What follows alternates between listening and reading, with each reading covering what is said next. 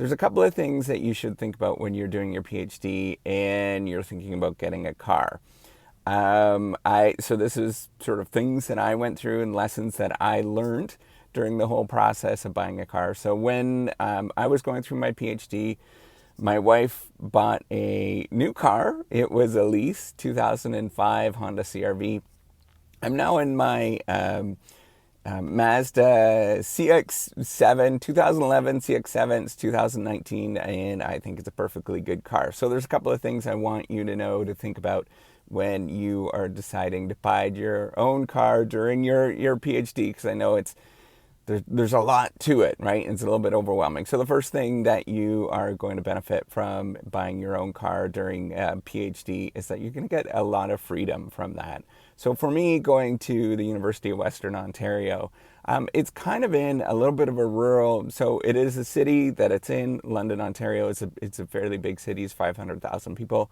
But at the same time, it allowed us to go to many different places. And we actually lived outside of the town. We lived about 25 minutes away.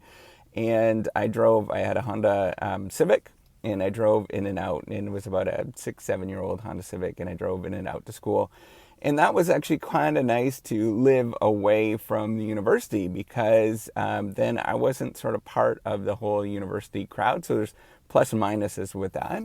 But at the same time, it allowed me to sort of be part of another community that, that was a different life. And that was actually really nice to get that break from the sort of academic life. And I met my neighbors, and I'd take dogs for the walk. And we lived right beside a cornfield, and we'd go for walks every night in this cornfield. It was really nice. It's sort of beautiful neighborhood, beautiful area that we were in. So that's one thing. The second thing that you should think about, and looking back, I wouldn't have done this again. So getting that lease was probably kind of a foolish thing to do. And the reason is it is expensive to lease a car in general. So that's one component. However, with the Honda CRV, when I actually rented it, or when we leased it, I went and did the financial calculations, total nerd.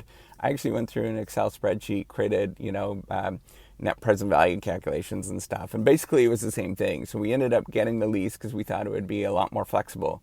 The problem is it's not as flexible as you think it's going to be, because you're constantly worrying about getting over your kilometers or over your miles on the vehicle, right? So you don't want to go over the miles or the kilometers on the vehicle with your lease, or else they're going to charge you extra money. And that was really, really stressful for me. It was one more stress, as well as completing the PhD. I mean, it wasn't like a giant stress at all, but, it was stressful enough that, that you do have conversations about it, and you're kind of worried about that in terms of driving too much, right? So that was a really big thing, the lease. And that's why, if I were you, at your stage, I would definitely be thinking about getting some sort of used car for, $5,000-$10,000 to allow you to get from here to there. That's what I currently have right now. You can see it's not a fancy car at all. Mazda, it's like 8 years old. And what this does, it allows me to get from my house to school, and that's really nice. And I'm sort of thinking about the utilitarian value of that. It allows me to get from my house to school, drop off my kids, do all that kind of stuff. Allows me to do my thing. But here's the kicker. This is the thing that it's not the car that I'm worried about and thinking about. It's your ability to accumulate wealth. And if you are not focused on building and sort of putting money in an asset that is depreciating very rapidly, and that's what a car does, it depreciates significantly every single year. Or you can accumulate wealth by putting it into, say, maybe you purchase a home during your PhD, or maybe you purchase or you keep some money saved up so you can get through the time at the end. Maybe it's the 5th, 6th, 7th year that you have to be in the PhD, and sometimes that happens, right? So having that extra wealth there that you've accumulated, say you have an extra $30,000 to your name at the end. I know that seems like crazy when you're in a PhD, but you can do that. If you're sort of doing your budget very, very tightly. then you can get survive through that stage where it is a lot more scarier at that end, and you're or at the end, and you're not sort of panicking nearly as much. So, focusing on building wealth on things that are accumulating and the return on investments going up is much more better than putting money in things that are depreciating over time. So, that might be things like your home, for example, that's going up yourself, investing in yourself by taking different courses, doing a PhD. Those things go up in value over time, and you're going to be much better off. So if you think about it, if you think that you want to make a decision on, when you're 65 years old, would you rather have a rusted out car or have accumulated some assets to your name? And that's a really important thing to think about, right? So that's one thing that I would do. Um, and the sort of other thing that you should be thinking about, and another sort of third component of it, is that there is a little bit of hassle with owning a car, right? And it's not it's not getting gas and things like that, but it's that you have to drop your car off and, get your tires changed every once in a while. You might have to get your oil changed every once in a while. And those things are a little bit of a pain because you're going to be stressed out of thinking that this is taking time away from your work. And unfortunately, I know that's kind of strange that most people don't understand that. It's only people that are doing a PhD or in school, graduate school and stuff, that they're sort of worried about, oh, I can't spend time doing this, or maybe you're an entrepreneur, I can't spend time doing this because it's taking time away from my work. And you're going to get that feeling, right? So sometimes what I would do, and this is why it's really important to have a laptop during your PhD, is that you can do work when you're sitting there. You can go find a coffee shop and do a little bit of work for a couple hours where they change your tires and stuff like that. That's a really important thing. And it gives you a little bit more flexibility.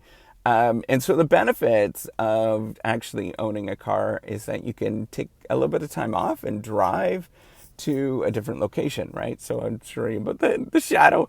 You can drive to a different location on the weekend. You can go on, my wife and I would take on a Sunday and whatnot, we would maybe drive to the beach, or we would go to, we'd go visit friends and family and stuff like that in the local area.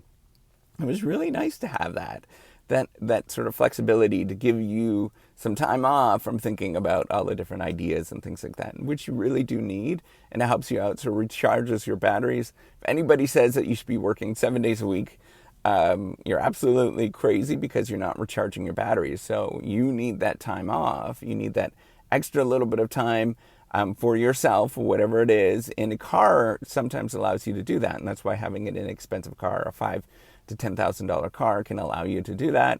And it is going to benefit you tremendously. Now, when you have kids and you are in graduate school, when you're doing your PhD, it's even more so important to have a car, because you'd be surprised in how much you can travel from here to there. Now, I know that some people are in big cities. Probably a lot of you folks are in big cities, right? Like New York, Toronto and whatnot, where you don't necessarily need a car because they have public transportation. I would still contemplate and thinking of getting maybe a car share deal, right? So Zipcar, for example, where you can get out and every once in a while just go and get a life, and that's going to help you out to sort of manage the stress and manage, all the different relationships that you have, the life stuff that happens during your PhD. Because as I've always said, is that there's lots of life stuff that happens during your PhD. It's more important you yourself change more inside as a person, as an individual, because it's 5 to 7, 8 years that you're going to experience this thing. Then you are sort of learning new ideas and stuff like that. So having a way that you can get an outlet and grow as an individual is going to benefit you tremendously, rather than suspending your life in the meantime. So that's all I wanted to say. Have a good day. Take care, and see you on the next video. Bye.